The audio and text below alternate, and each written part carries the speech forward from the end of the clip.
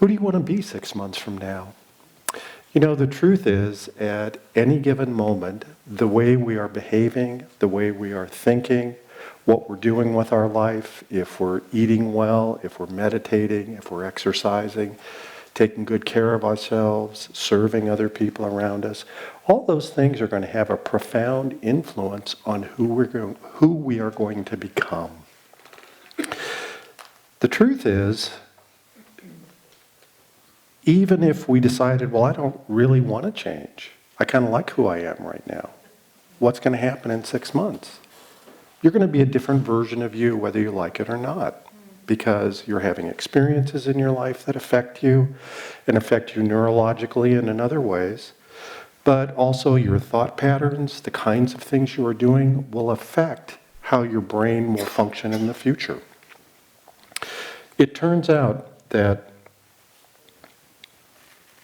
really what we're talking about is what version of ourselves do we wish to be in 6 months. I remember I was at a yoga conference several years ago giving this talk, and when I said, who do you want to be 6 months from now? They said, oh, I want to be me. And I said, well, that's what we all are going to be, is us. But it's a question of what version of yourself will you be.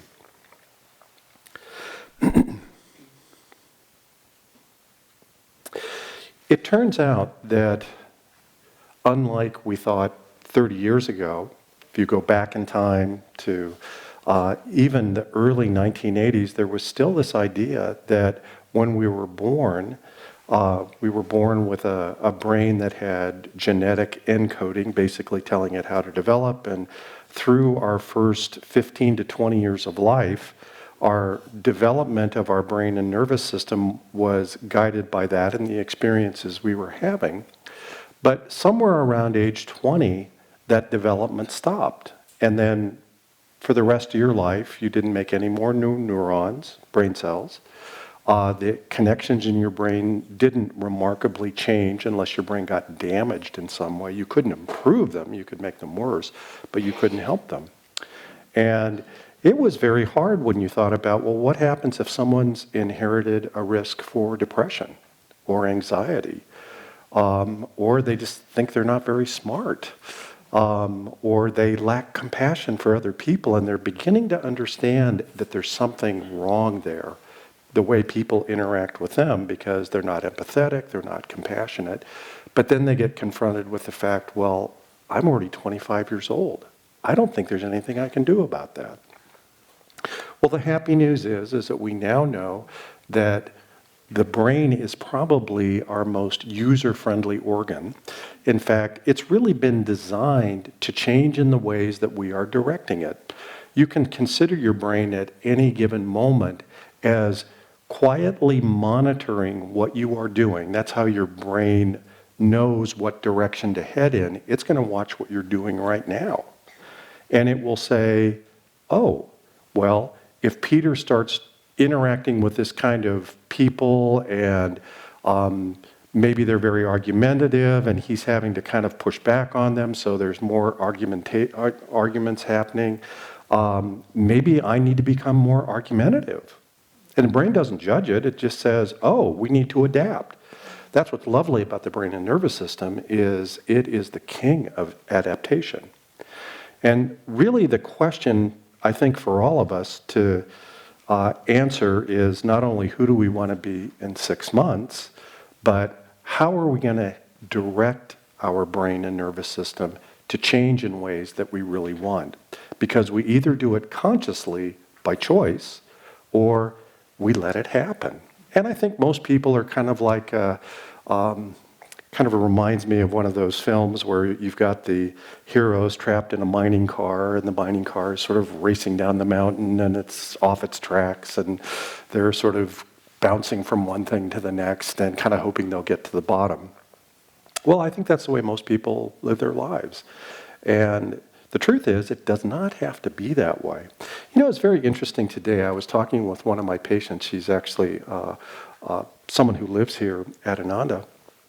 And she made the comment to me, she said, you know, I realized that if you look at our lives, not just this lifetime, but the many lifetimes that we go through in our development, it's almost as though we've been riding on a train and we know what the destination is. That's where we're going to end up eventually in many, many lifetimes. But in any given lifetime, the train stops, we get off at the station, we walk around, we get to know the people. Maybe there are people that are really into selling things, so we learn how to sell things. And then after a while, after we've done this whole experience in this train station, we get back on the train and the train pulls out again. And then we go to another train station, it stops on the way. And maybe this is very different. Maybe everyone's very open, very intellectual. People want to ask her opinion about things. And she said, when you think about it this way, that each one of these experiences that we have at stopping in a given lifetime and having certain experiences, they're helpful to us in our growth, but we can't forget the fact that we're on this train that is headed somewhere. I think it's very helpful for us if we start with the thought, well, where is the train heading? And why don't we cooperate with where the train is heading, and maybe we won't have to keep getting off. Maybe we can get on the nonstop express, where we just get on the train and we don't get off anymore. I thought that was a very lovely way she put that. Very easy to imagine. You know, when we think about the spectrum of happiness, in fact, I think it's helpful to talk about this way. Most people, I think, are dealing in a fairly narrow range of their behavior. They don't like it when they are unhappy or having unpleasant experiences, don't feel well emotionally about themselves or what's happening in their life. And they think it's better when they can feel happier. But typically that happiness is transient. If they're lucky, maybe something very positive happens in their life, and maybe they feel kind of buoyed up by it for about 6 months. 6 months is kind of an interesting time frame to look at, because when you look at people who've won the lottery, who are in a new relationship that is very positive, maybe they've gotten their dream job, often there's this kind of honeymoon period where this new experience kind of gives them a little burst of happiness. But typically, once you get to about 6 months, you kind of find out you're still you. And that is the baggage we all carry with us, is just who we are. And the tendency is for people to drift back down to their baseline of where they were before that experience happened. And then immediately they want to look for something else that will give them a little peak and move them on. I mean, I've actually seen this with people. Sometimes people will become kind of serial relationship people, where they'll have relationships that last about 6 months to 18 months, and they do real well for that time period, but around 2 years, they're ready to get out and move on to another relationship because this one isn't making them happy anymore, because they've blown through that 6 months of real positive feeling that you can get from being in something new that is feeling positive. So on the one hand, we have kind of the ups and downs of life, where we have transient unhappiness, transient happiness, sort of oscillating back and forth between the two. And you may go through periods of your life where you're more down in here or you're more up here. But most of the time, it's kind of a big, neat zero in terms of how we feel. Well, is there anything outside this? Well, this is where it gets very interesting, and this is where the transformation of our brain and nervous system plays such a key role in understanding how this could be the case. Because on the happiness side, it actually has some steps we can go in this direction. We can experience joy, which is a type of happiness. I'm just going to give it a definition. It's a type of happiness that is not specific to the ups and downs of life, that we feel contained in ourselves, we feel positive about what is happening to us, whether it's good or bad in terms of our future. And one thing that you'll often see when people have that is they spontaneously wish to share it with other people. They spontaneously want to give and serve to other people. And in and of itself, it will change the trajectory of their life. But this is not where it stops. That there are higher states of consciousness beyond that. And this, we're getting into the realm of what a yoga teacher would talk about, what the great spiritual masters like Yogananda would talk about. States of consciousness that are incredibly blissful, incredibly expansive. I mean, in terms of our current level of consciousness, almost impossible to relate to because we're so walled off in our own little reality to think that it would be possible to feel your consciousness in another person's body or throughout the whole planet or throughout the galaxy, throughout the universe. Kind of sounds impossible. How would we ever be able to do that? And yet, when the great masters talk about samadhi and these higher states of consciousness, which are incredibly blissfully ecstatic, and even as a novice meditator, you may bump up against those things briefly and have a little lick or a taste of what that could feel like. And to think that you could feel that way all the time, where you wouldn't really care if you lived or died, because you know you are so much greater than this little physical form that is here on this little mud ball of a planet, which is kind of on an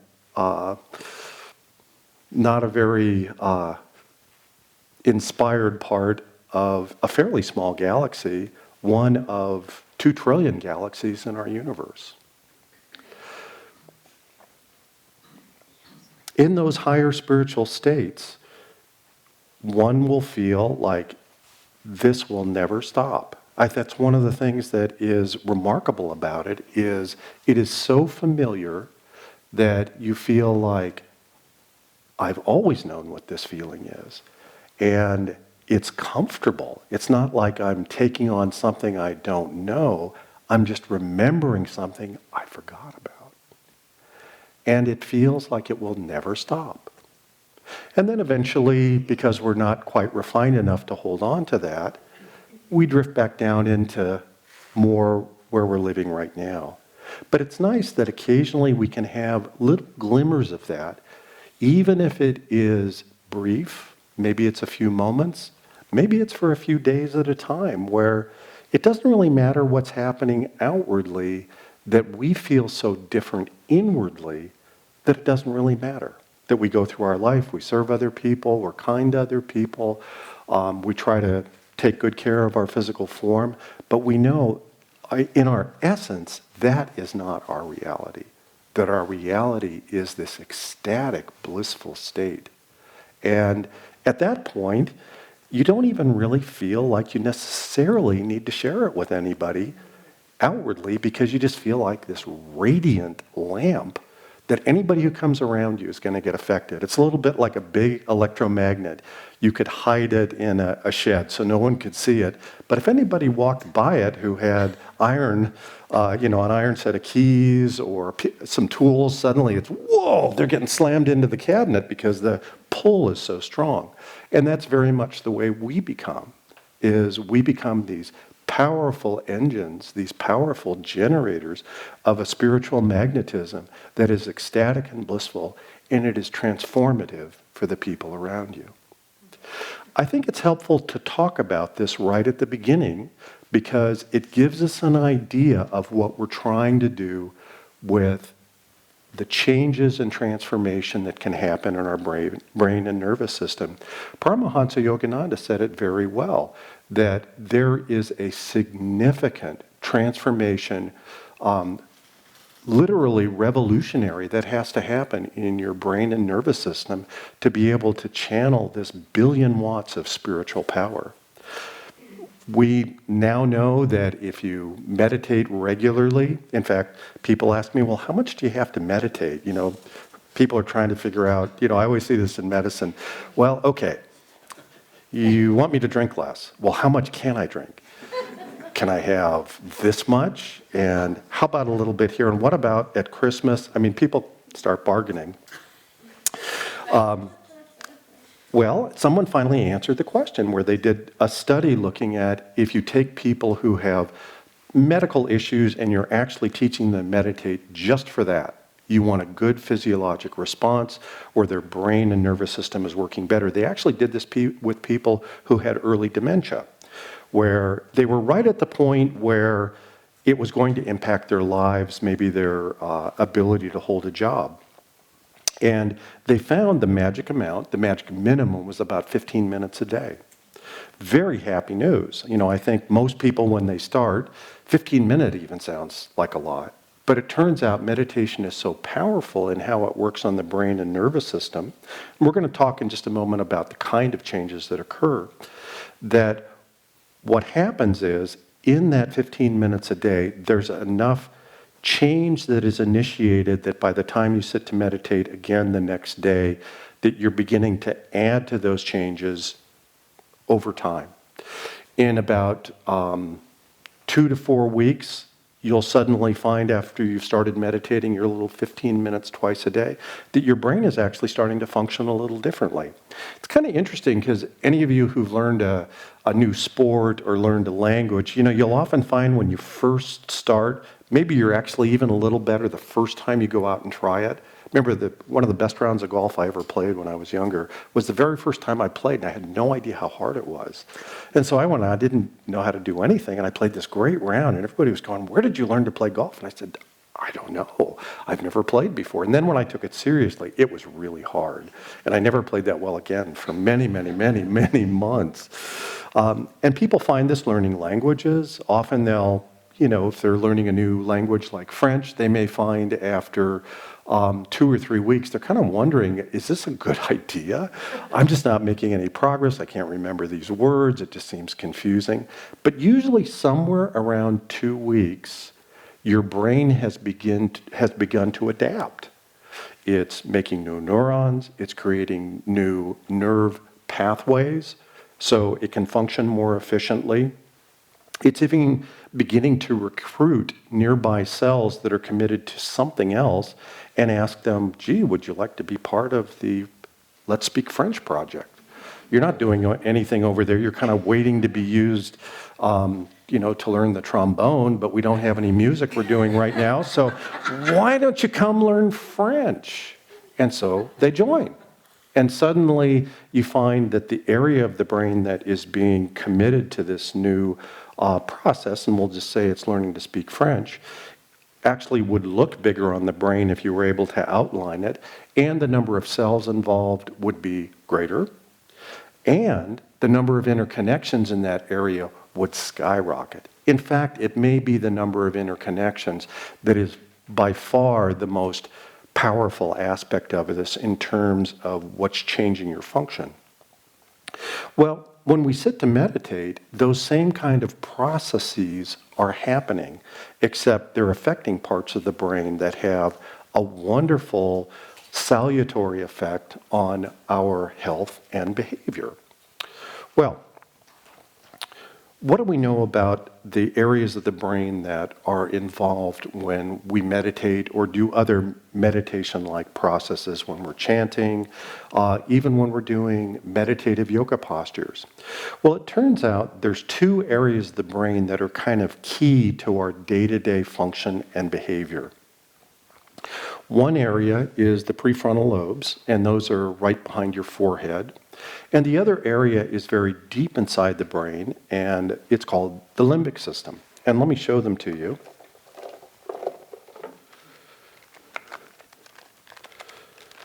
Okay. This is a brain. This is about the size of a 3 or 5-year-old's brain. And I have this one because it cost half as much as the adult brain. You could still see everything. It was a deal. But it's smaller than an adult brain. So I'm going to hold this up exactly the way my brain would be oriented. And the prefrontal lobes are kind of this part of the brain that is this far forward, okay? So this area right here would be behind the person's forehead. The point between the eyebrows would be sort of whoop, right there, okay? And I will take the outer part of the brain off.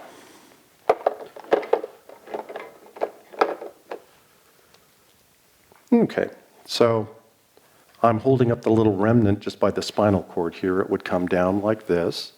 For those of you who are interested, I'll turn it around. This is like me looking right at that point there. That's where the medulla is. That's the part of our brain that in a physical sense helps with respiration control, heart rate control, and our level of awareness. So if you're someone who likes to have a nice cup of coffee when you wake up in the morning, you get a little caffeine in your system and wow, I can actually start doing something now. Part of the reason that you feel that is the caffeine has a nice stimulatory effect on the medulla. Also makes your heart beat just a little bit faster. Remember we said this is the area that's concerned with heart rate. And also you'll breathe a little faster because it's concerned with respiration. Kind of interesting how that works. Okay? So I've turned it around again and I'm holding this up now just as I had the brain held up before. But I've taken off the frontal lobes and the remainder of the brain, really the higher functioning centers of the brain, and we're kind of left with this very primitive portion of the brain, and this is called the limbic system. And it's kind of funny how things were named in the brain, because this is one area of the body where everything got named long before anyone had any idea what these structures did. So you can imagine two anatomists looking at this little structure and saying, what should we call this? Well, what does it look like to you? Well, I don't know. Maybe it looks kind of like a half moon. Okay, what's the Latin for a moon? Well, it would be limbus. Well, let's call it the limbic system. And they did. They also found a little structure that was kind of this wiggly thing. It almost had kind of a little marine look to it, like it was a creature you might find in the ocean. And so they called it the hippocampus, because it looked like a seahorse to them. They had no idea that these things had profound consequences in our ability to think and function. It was just what it looked like to them. So that's how we got the name of the limbic system. The prefrontal lobes are a very important part of our brain, probably the most important, because this is the portion of our brain that really lets us operate at a much higher level of function. Whenever you concentrate on something, when you try to cooperate with other people, when you try to come up with a new creative idea, maybe a different way of getting along someone who's difficult, or a new scientific formula, or maybe just an idea how to clean out the gutters of your house a little better this time instead of it all going down your shirt while you clean it out, which happened to me once. And this would be a prefrontal lobe function that would be involved in that. When you're sitting in a classroom and learning new information, it's your prefrontal lobes that are the intake valve for that information. And as a great quarterback or executive, it's deciding where all that information is going to be stored. So one of the curious things that we found is that if students are changing their brain function with a drug to help them do better in school, for example, if they took an amphetamine, which actually lights up your prefrontal lobes and really makes it a little more effective, and at the time you're using it, you may actually feel like you're understanding more, and you might. The problem is, as soon as that drug effect is gone, you can't remember the information, because it gets put places that only your methamphetamine brain would understand. Isn't that interesting? And actually, I remember that happened to a few classmates of mine when I was in college. They would stay up for 3 days studying for a test. They'd go into the test, and they didn't want to be too anxious for the test, so they wouldn't take any more of the Adderall or whatever they had taken. And they got into the test, and they couldn't remember anything. So, interesting how that is. Also, the prefrontal lobes are the portion of our brain that modulates how happy or unhappy we are.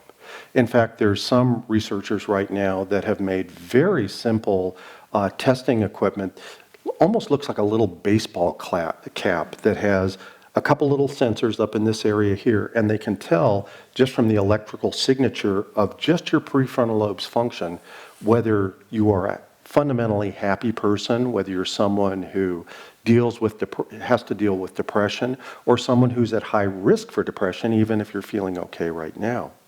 So even for our day-to-day mood, the prefrontal lobes have a huge impact on that. Our ability to get along with other people is a prefrontal lobe function. There's actually an area in the prefrontal lobes that allows us to be harmonious with other people. Isn't that interesting? That you'd think that, well, that's not a brain function at all. But in fact, there's a portion of the brain that's coded for that. And if you're someone where that portion of your prefrontal lobes isn't working very well, you'll have a lot of trouble getting along with other people. Well, probably if I took all those things I just mentioned, listed them out, and said, I have something that you could take, a pill, and it's fabulously expensive, you won't have any money left over, but you'll have this, I bet we couldn't keep it in stock. Because people would go, I want that. I'd like to be really smart. I'd like to be happy all the time. I'd like to get along with other people. I don't get along with people that well. I'd like to get along with other people. I'd like to have a creative idea once in a while and feel like I'm contributing something. All these positive things, and yet you don't have to take a medication to do that. Our brain has been designed, just by stimulation of the prefrontal lobes, to actually manifest those behaviors. So if we look at things that would stimulate the function of the prefrontal lobes, and meditation is one of the things that does it preeminently, does it beautifully, and it does it in a way that also has many other positive effects on your physiology, even your genetic makeup, and I'm going to come back to that in just a minute, that you're able to begin to manifest over time much more positive behaviors, and your brain begins to change and realize that what you really want is essentially to live from this point here, to live from this area of your prefrontal lobes where that becomes more your reality. Well, when Yogananda talked about the prefrontal lobes, when he talked about this area, basically he said, if you want to become saintly, if you want to become a conduit of God's power in this world, the way you do it is to meditate right here. That this is the part of the brain that you're going to have to change and transform to be a transducer for that billion watts of spiritual power. So even if you don't want to pay attention to that, even if that's not your interest, even if you just like to be happier, more creative, get along with people better, be more compassionate with other people. It turns out there's a portion of right behind the prefrontal lobe that's concerned with compassion.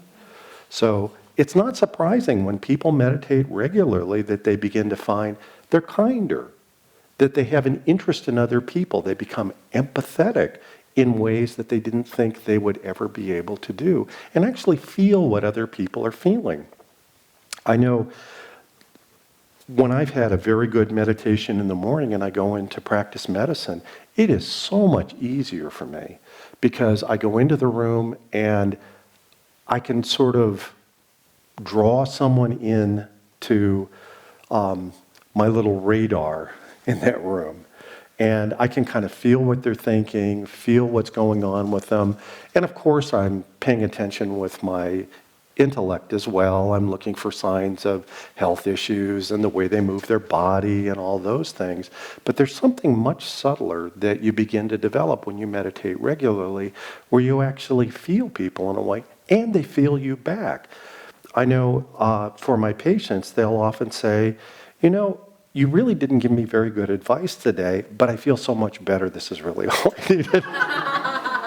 In fact, I can't tell you how many times, the first few times I thought, wow, well, that's something. I have had patients come up and said, you know, I never wanted to hurt your feelings, but I come in and I ask you about stuff and you tell me what to do, and I go home and I never do any of it, but I always feel better when I come to see you, and I feel more hopeful afterwards. And I say quite honestly to them, he said, well, that's all I would really want is for you to be better and be happier. So If that's the way we need to do it, fine. I'm happy to recommend things, and you are happy to ignore them. That's just fine with me. So that's prefrontal lobes. Well, what about this other little structure in here, limbic system? Pesky little guy. The limbic system is actually a very primitive part of our brain. When I mean primitive, if you look at much simpler animals like a rabbit or a crocodile, they have limbic systems too. They really don't have much in the way of prefrontal lobes, very little prefrontal lobe tissue. Even a chimpanzee doesn't have much prefrontal lobe tissue compared to a human. But all of them have limbic systems. And the limbic system is the part of our brain that's concerned with instinct and very basic emotions, primitive emotions like rage, anger, panic, fear. Very basic. Most of them are, frankly, negative, or desire for things that you can't control, where you see something and go, I really want that. And there's a part of your brain that sort of gets all happy and excited. Well, it's a dopamine surge in your limbic system. It's not the new car that is making you excited and you can't wait to drive it home. It's really something happening in your limbic system, a primitive part of your brain. So, limbic system, basically consider it kind of like our neurological safety net. That if we want to let our prefrontal lobe sleep and just kind of get by, it will probably help us stay safe because it'll want to be protected, stay out of the rain, stay dry, eat. Very simple things, kind of what you could see a chimpanzee wanting, or even a rabbit, or your favorite pet. These are all kind of instinctual limbic system functions. But the moment we want to be different and we begin to do behaviors that make our prefrontal lobes develop in a profound way, like we're talking with meditation, there's this very curious thing that happens. It turns out that the prefrontal lobes exert an automatic inhibitory effect on the limbic system. So no matter where you're starting, there's a balance between the function of your prefrontal lobes, pardon me, and the function of your limbic system. And as you're meditating more, gradually, as the prefrontal lobes become stronger, and that becomes more your reality, then the limbic system automatically begins to de-emphasize itself. It actually makes itself rather hard to arouse, which is a very interesting way to look at it because, we talked earlier about when you take on a new activity or a new behavior, that your brain begins to change. After just a few weeks, we can actually, if we could look inside your brain, look at the area that's being affected, like for the French language, it would be your left temporal lobe. If we could look inside there with a microscope, we could actually see neurons growing and beginning to interconnect with other neurons in that area by 2 weeks. If we went out 3 months, there'd be this revolutionary change that we talked about. Many new neurons. They've done this recruitment process where they called in other neurons, extensive remodeling of the interconnections between the cells in that area, so it's become much more efficient. And by 6 months, you're starting to get permanence of those structures. They know this isn't temporary. We really want this for the rest of our lives. And so the brain says, okay, we're just going to dial this in. It'll be solidified. It will be hard to take away. That's how permanent we're going to make it. Well, turns out the limbic system is a brain structure too, and it responds to how you're behaving. They actually did this one big study. This was, I read this probably 25 years ago. And this was actually a study that was done on women and the way they dealt with anger.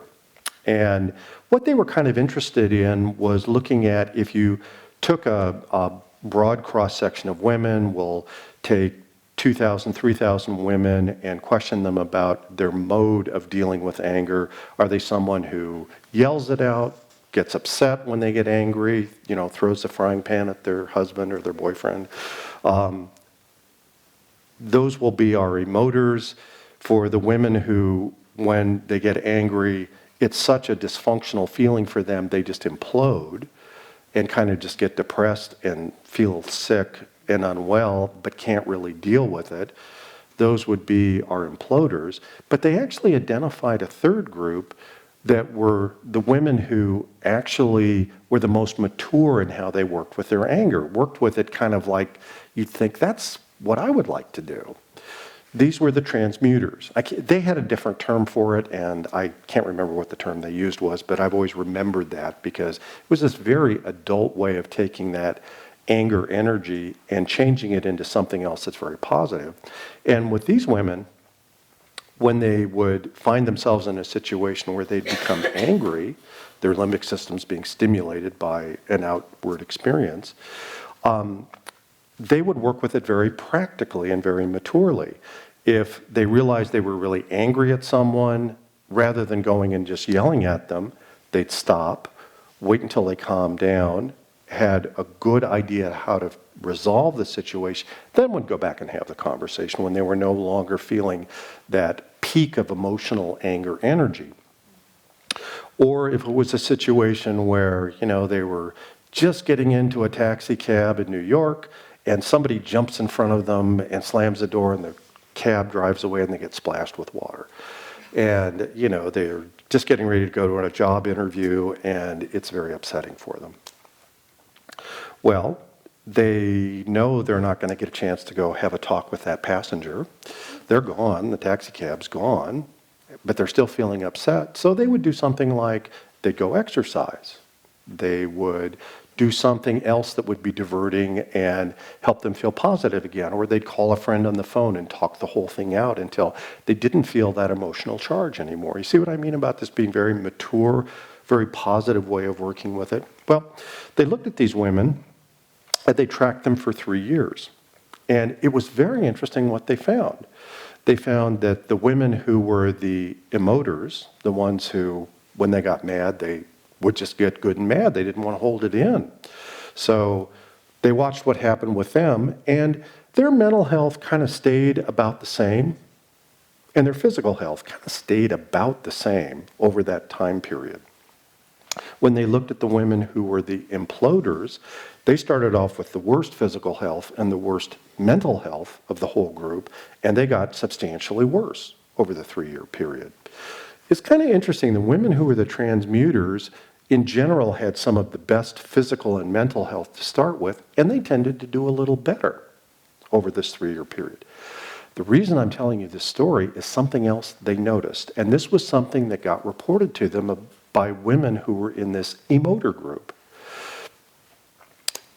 More than a few of the women who were in this emoter subgroup commented that after 3 years, they had noticed their ability to control their anger had gotten worse, that it took less to get them really angry, and when they got angry, they stayed angry longer.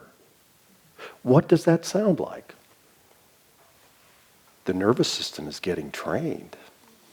Here's your brain always waiting. It's not judging. It's not saying, oh, you shouldn't get more angry. It's just saying, what do you want me to do? And it says, oh, okay, you like getting angry. That's what we should do. Okay, well, how can I restructure your brain so you will do better when you get angry? You'll get more angry, and it will take you less to start. Isn't that what you want? And it's interesting, most of these women who made that comment were not happy that had happened, because their anger was now often getting them in trouble. And that's why they brought it up, is that, 3 years ago when you interviewed me, I thought this was kind of a joke, but, I kind of watched my behavior and I realized how many times getting angry at somebody has really created trouble for me. But I'm getting worse. So what am I supposed to do? And I just felt that there was a real lesson in that for all of us, that the limbic system, just like the prefrontal lobes, is trainable. So it doesn't really matter what we're doing, whether it's interacting with other human beings, watching a movie, listening to music. Your brain is always monitoring. It's kind of spooky when you think about it, because here's this third objective party that isn't judging at all what you're doing, but it's noting what you're doing. And so when you listen to music, they've actually found that different parts of your brain listen to the melody and different parts listen to the words, but they recognize both, and they take that information in and begin to change your brain in response to that. You know, it's an interesting thing.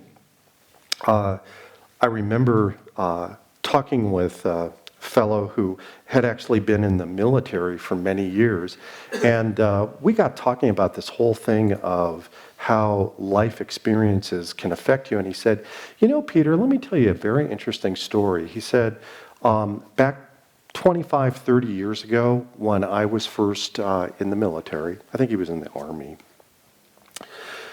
that often when we would have new recruits coming along and they'd get in a threatening situation, they had a lot of trouble taking all their training and manifesting that in a situation where they had to defend themselves and other people.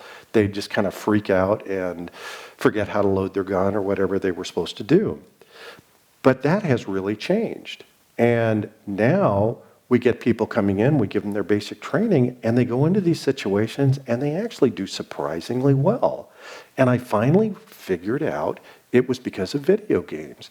We were starting to get a whole generation that had been raised on video games where you shot bad guys and shot aliens and all these things. Well, your brain doesn't know that that's not real. Your brain thinks every one of those things, every bad guy you shot with a laser beam or alien you blew up, they think that's just as real as us being in this room right now, just as real as you sitting down and eating dinner tonight. Doesn't judge it. It just says, oh, that's the reality. So let's prepare for that. So, if we look at working with our brain and behavior, we really need to look at it as a lifestyle management issue. Yes, I think a great place for most people to start is learn to meditate. Meditate for 15, 20 minutes a day. That's a simple, easy thing to recommend to people. We do it in our medical practice frequently, and roughly 60% of our patients are considered impoverished.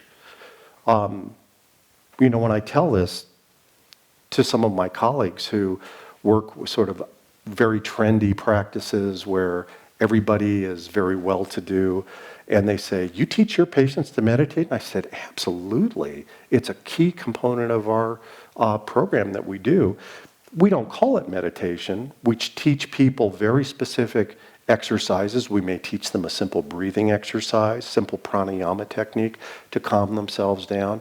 And I've been impressed with a number of people that I'll see 10 years later, and I'll say, how are you doing with your anxiety? I remember worrying really was a big deal for you when you'd go to town. Sometimes you'd get really anxious and would have to just come home because you'd get so anxious. And they'd say, well, yeah, I don't drink anymore to do that.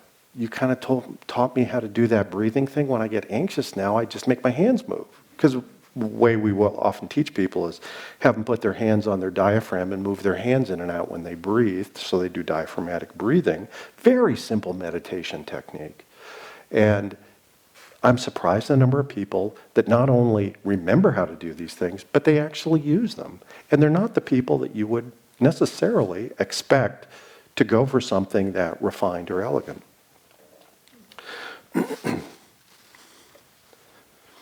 You know, we've talked about the brain and nervous system and this interplay between the prefrontal lobes and the limbic system as being kind of crucial to how we are developing and how we interpret the world and manifest that in our behavior. And I've often thought it's very interesting. You could probably make a pretty good bet based on someone's behavior, kind of what's their center of gravity in their brain. Is it more in their limbic system or more in their prefrontal lobes, just based on how they act? Someone who's very kind, very compassionate, happy most of the time, always has time to talk and share and be helpful, doesn't really care too much about themselves and whether they're getting what they need. They just want to be serviceful. When you see people like that, it's almost as though you can feel their prefrontal lobes are very active. And then I think many of us have known people, it just feels, gee, this person's kind of primitive, you know? All they do is react with these very basic emotions. Either they're angry or fearful or panicked, and they're really not very happy. Most of the time they're fundamentally unhappy, and because there's nothing they can do about that, they think, they end up just manifesting these very negative behaviors. So I think the happy news for all of us is, in some ways, this is very egalitarian, that our ability to be different, our ability to change, is really available to everyone. Even if you've had brain injuries or other kinds of damage to the brain, or maybe you've just inherited a brain that has a strong alcoholic tendency or a strong depression tendency or a strong anxiety tendency, that doesn't mean you can't be different. And our brain likes to change, and what we have to do is point it in the direction that will give us that outcome that we would really like to have, rather than just being, in the pinball game of life, getting knocked around, kind of hoping somehow we'll make it to the end and not be too badly beaten up. Well, let's talk about some of the other aspects of our physical bodies that actually have a lot of interplay with our brain and central nervous system, and in fact have some impact on how we behave in the world and also how we interpret the world. And one of them is our genome, the genetic material that we have inherited. And in fact, if you had asked me 10 years ago, well, do your genes change over time? Is it like you're born with your genes and you die with your genes and nothing really changes? I say, well, no, I think you can damage your genes. You can make them worse, but I don't think you can improve your genes. I think I would have said that, just based on what we had in terms of scientific evidence. Oh boy, here we go again. This is starting to feel a lot like what happened when we first realized the brain was so changeable. That we began seeing subtle ways the brain could change easily, and over time it's expanded our understanding of how really flexible, plastic, and changeable the brain is. We're just starting into that same phase with the genome, with our genetic material. Because it turns out we have genes that can be turned on or turned off. And there's a whole field in genetics called epigenetics, or epigenics, either term's correct, that looks at these particular on-off genes. And during your lifetime, let's say you were born with the tendency genetically to be an alcoholic, but you grow up, you're someone who's learned to meditate, you surround yourself with positive people, nobody is an alcoholic around you, and by age 30, you don't really have any interest in that. Well, at some point that gene may just turn itself off. So even though you have the alcohol gene, it just turned itself off. Guess what? If you were to have children at that point, that child would get that gene in the turned off position. So they have the alcohol gene, but it's turned off. That's epigenetics. It turns out a lot of our behavioral health related things are affected by epigenetic forces, where if you're eating a good diet, if you're doing positive things for yourself and in your interactions with other people, you're meditating, your genetic material, your genome begins resculpting itself. It begins changing in very subtle ways. Well, this is just kind of the tip of what we're beginning to realize.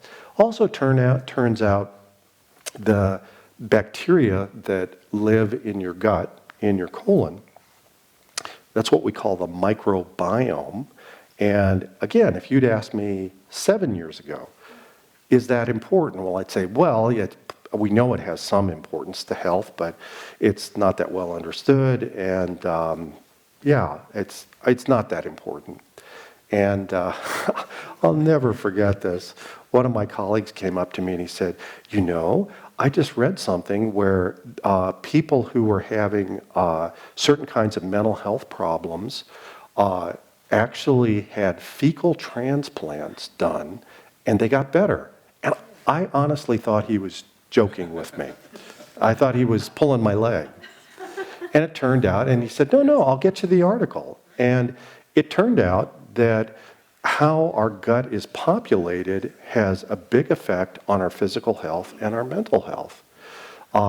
It turns out that there's a whole nervous system that surrounds our colon. It's called the enteric nervous system. Enteric means gut. And there's interplay between what's happening inside the gut and all these little hitchhiker bacteria that are living there quite happily. You know, they're sort of your hitchhikers through life, living happily in your colon. And it turns out how those hitchhikers behave has a lot to do with how we feel, how we interact with the world, and how good our health is. And diet can affect that. It's so interesting. For years, I would read comments that Yogananda made about diet. He actually listed a thing that he would call his daily diet. You can find it very easily. And I would look at the components of that and I would go, why did he choose those things? Why did he choose a carrot with the top? Why did he choose raisins? Why did he include yogurt? He called it clabbered milk, because that was what they called it at that point. And eating small amounts of these things every day were very good for good overall health. And I really wondered about it. I thought, well, were these just good common sense things? Was this the way his family brought him up? Or was he seeing something that was much more important and had a deeper significance for our overall health?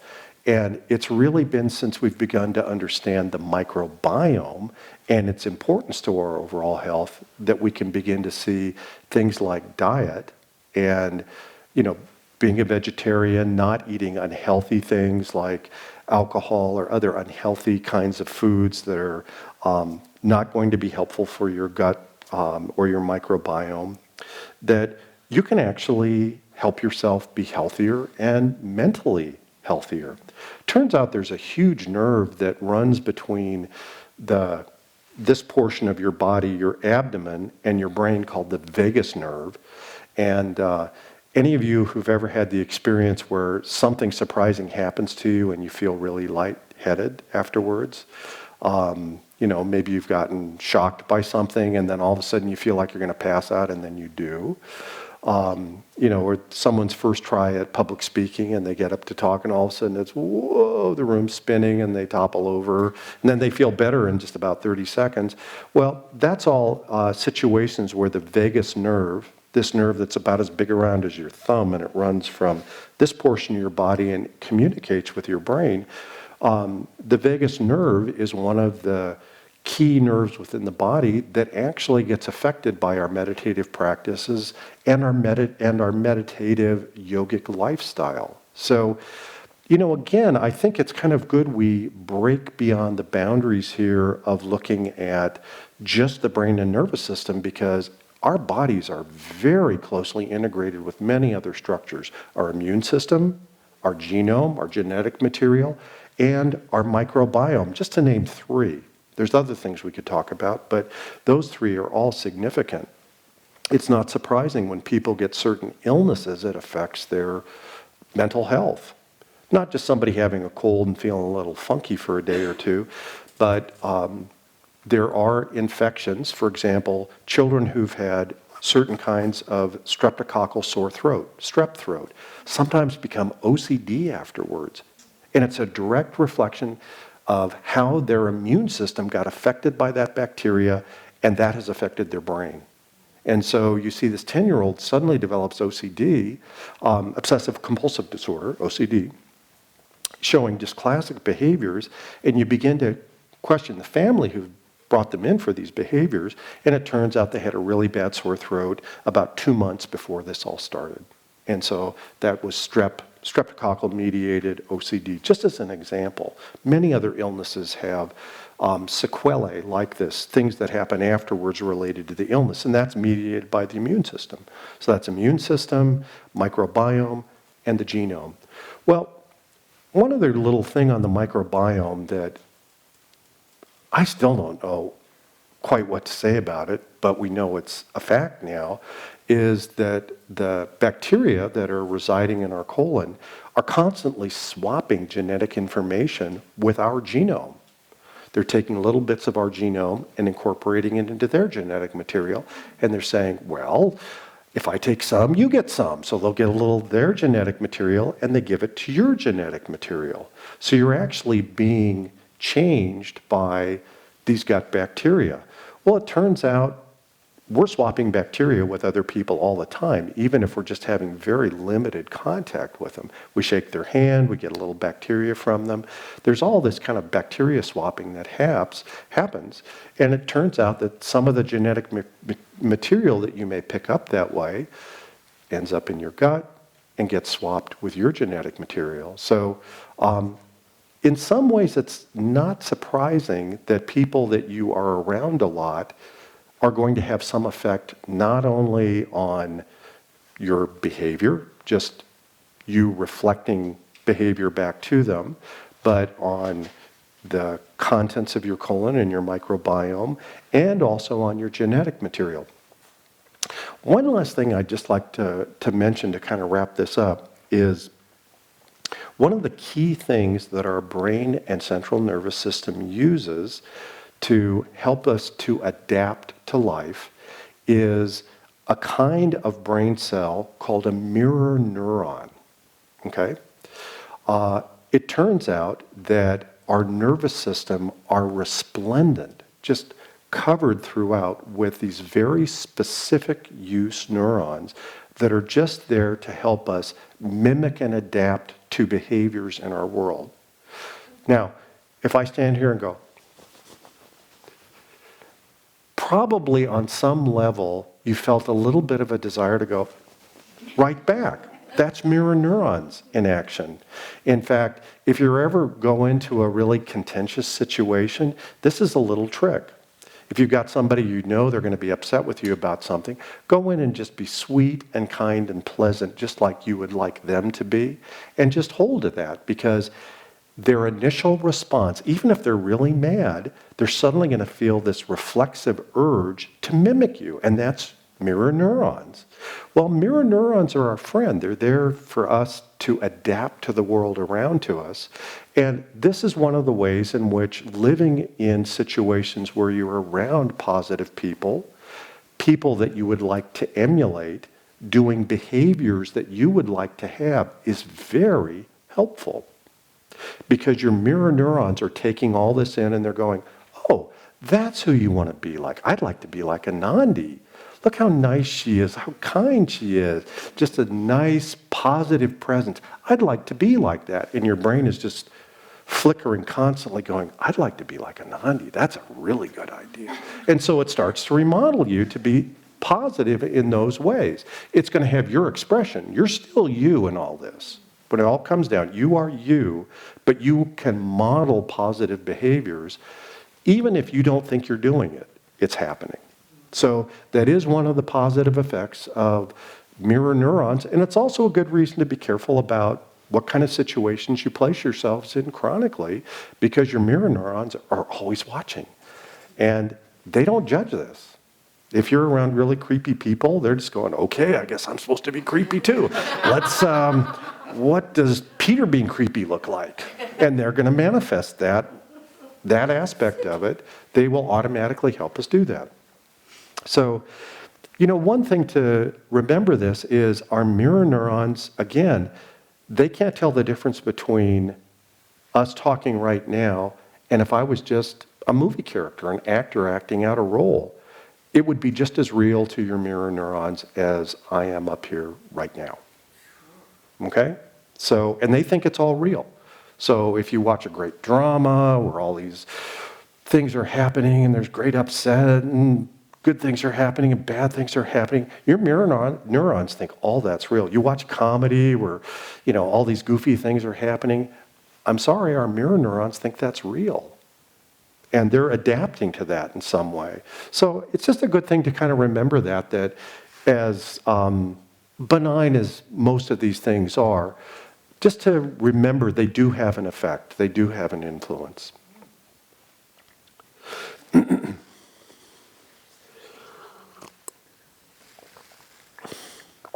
It's very interesting. Many of you have probably read studies like this where they would take high school athletes and they'd take one group and they are all basketball players and they send them out to go practice basketball for an hour every afternoon. And the other group, they would sit down and show them video footage of people their age playing fabulous basketball. Now, they wouldn't play any basketball. At the last 20 or 30 minutes, they'd go out and run laps, so they'd be very physically fit. But they actually didn't pick up a basketball and use it. At the end of a 2-month period, they could play those two groups against one another. And usually the initial 2 or 3 hours, the people who actually hadn't done much with the basketball, they just watched it, would lag behind the people who'd actually been out playing. But when they looked over several days, often the best players turned out to be the people who just watched the video. Isn't that interesting? Again, power of mirror neurons and how much our brain uses that and how powerful that is in terms of our behavior. So let me just wrap this up and we'll have time for questions now. But I think the first thing is remember that our brain loves to change and it's your choice. How do you want it to change? Who do you want to be in 6 months? What version of yourself do you want to be in 6 months? Because you will be different. Why not choose a version you would like? Why not begin changing in directions that you would like? You don't have to change everything at once.